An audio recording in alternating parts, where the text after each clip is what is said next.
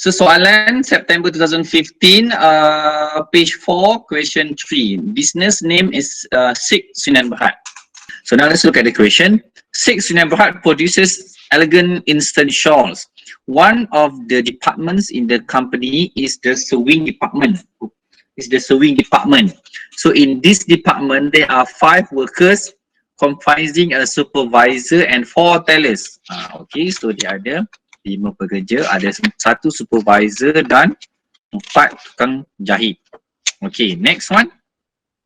2 remuneration scheme used were time-based scheme and piece rate scheme. Normal working days are 5 days a week and normal working hours per week is 40 hours. Okay, so dah clear kat situ lah. 1 minggu jam kerja adalah 40. So the information pertaining to these 5 workers in April 2015 is as follows. So for time-based scheme, actual hours worked in April 2015 by Suhaili is recorded as follows. Okay, so week 1, week 2, week 3, week 4. So hours recorded 46, 42, 40 and 44. The standard rate per hour was 28 ringgit.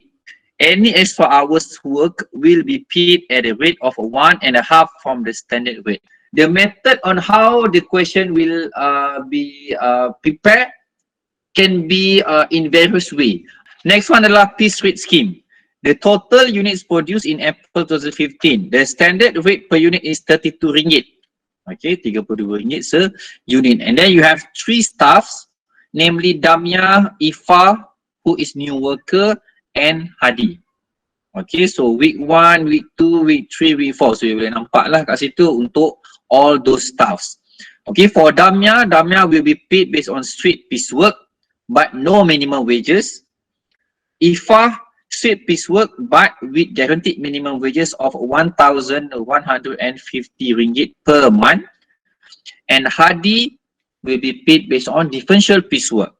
Okay, so the first 20 units 25 ringgit, the next 20 unit will be 32 ringgit, above than 40 units will be 40 ringgit per unit. So you are required to calculate the gross wages for each of the workers for the month of April. Assume a month has 4 weeks. Okay, so clear dekat situ dia punya requirement dia. Okay, so first of all kita calculate Suhaili punya lah. So the normal working hours will be 40. Okay, so 1 month will be equivalent to 4 weeks. So dia dah bagi tahu kat situ, and actual hours pun dah dibagi. Okay, so first of all kita kena calculate dia punya basic wages, sama juga. Okay, basic wages dia untuk setiap minggu. Alright, basic wages untuk setiap minggu. So at the end tu baru kita totalkan dia. Okay, 40 jam tolak dengan dia punya OT lah. Okay, first of all calculate basic wages. Okay, so 40 for 1 week dulu lah, 40 hours. Basic hours dia times berapa rate dia tadi, 28. Then kalau kita nak calculate untuk 1 bulan terus, boleh calculate dia times 4 weeks. How much you get ni? Okay, so ini adalah basic wages dia untuk 1 month, 4,480 ringgit. Okay, next kita nak calculate dia punya OT. Okay, for week 1 dia kerja sebanyak 46 jam.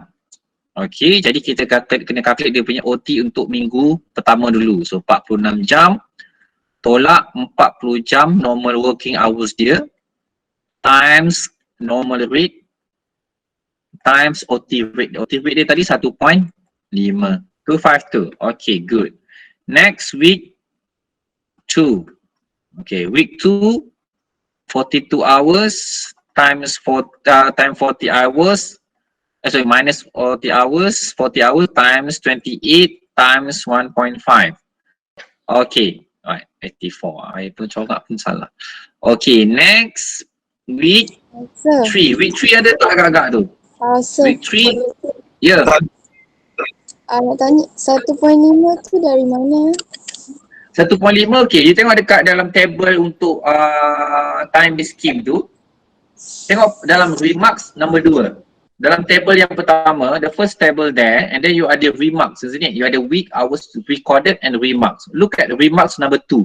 Any extra hours work will be paid at the rate of 1.5 from the standard rate. 1.5 tadi 1.5. Itu maksud dia. Thank Dapat? you. Okay. Right. Kemudian week 3. Week 3 ada tak yang OT agak-agak? Tak ada. Tak ada. Tak ada. Why? Because hours work dia sama dengan normal hours kan? 40 hours. Jadi tak ada lah. So kita pergi kepada week 4.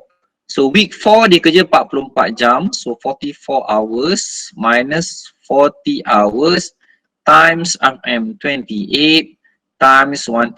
So how much you get? 168. Apa dapat ni? 168. Betul? 168. Okay. Okay, good. Alright. So now kita boleh calculate dia punya gross wages. So gross wages for Suhaili will be campur ni. In this one campur yang ini, yang ini, yang ini. Campur ke 4 tu. So 4480 plus 252 plus 84 plus 168. So how much you get? Betul? Okay, good. So 4,984. Okay, dapat. So that will be for Suhaili. Actually dia ada cara yang lebih singkat. Okay, I tunjukkan jugalah. Okay, yang ni ringkas sedikit. Okay, first kita terus calculate untuk 1 bulan normal hours dia. Normal working hours. Contohnya 40 jam kali 4 minggu. So dia akan dapat 160 jam. Betul?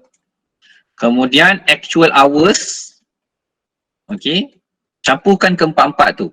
46 campur 42 campur 40 campur 44. Berapa dapat? 172. 172. Okay, 172 jam. Right. So just compare je. So bila kita nak calculate dia punya gross wages, so tak payah calculate basic lagi lah. Terus calculate gross wages pun boleh.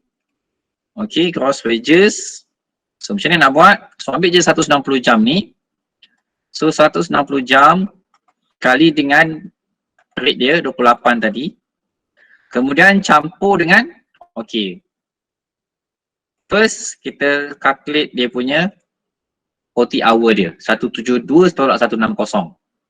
Okay, 172 apa? Actual working hours. 160 apa? Normal working hours. Okay. Kemudian times RM28. Next times kadar OT dia 1.5. Okay, dapat? So you akan dapat jawapan yang sama sepatutnya. Okay, kita pergi kepada Damia.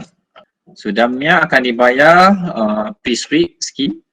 How much Damia produce for that particular month? So kita totalkan sajalah. Okay, unit produce by Damia, kita campurkan ke semuanya. So 21 plus 30 plus 18 plus 15. So total unit produced by Damia will be 84. Then the gross wages for Damia will be 84 units times RM 32 kan, 32 ringgit. So Damia will be paid 2688, betul? Okay. So yang ni tak payah compare dengan minimum wages because Damia dia tak entitled for minimum wages. So berapa yang dia buat, itu yang dia dapat. And then dia pun tak kisah ada reject ke tak reject pun company bayar juga. Okay, so itu apa yang Damia dapat. Okay. So IFA pun piece work juga tapi ada guaranteed minimum wages. Okay, so kita calculate IFA punya unit produce. So dia buat 43. Next, gross wages dia. So 43 units times 32. So dia akan dibayar 1376. Tetapi IFA entitled for guaranteed minimum wages of RM 1150. Okay, so kita akan compare lah this one. Is it minimum wages ataupun guaranteed minimum wages. So kita compare mana yang lebih tinggi. So we can see that gross wages dia lebih tinggi kan, 1,300. So therefore, so gross wages, ni ayat yang lain ayat bagi. Tadi tu simple sikit kan, ni ayat bagi panjang sikit lah. So gross wages of IFA is RM1,376. Pun boleh juga. Because, tambah because pun boleh. So because the wages, okay, is higher than guaranteed minimum wages. I will tulis short form je lah. You all nanti tulis lah penuh. Okay, so begitu pun boleh. Okay, dapat? Simple kan? Next one will be Hadi. Okay, so Hadi will be paid based on differential piecework. Okay, so berapa banyak yang dia buat? So first kita kena calculate unit produce dia dulu. Okay, 20 plus 18 plus 16 plus 23. So dia dapat 77 units. Okay, so berapa dia akan dibayar? So first rate dia adalah RM25 kan, the first 20 units. So 20 times 25. Itu yang pertama. Kemudian 21 to 40, 20 juga lah. 20 times 32. So 20 dah 40. So tolak 77 dia ada 37. Betul? So 37 kali 40. So total ni mesti sama dengan unit produce ni. Nampak? Ni mesti sama dengan ni. Okay. 2620. Okay. So that will be the answer for Hadi. Okay. So habis siap 2 soalan.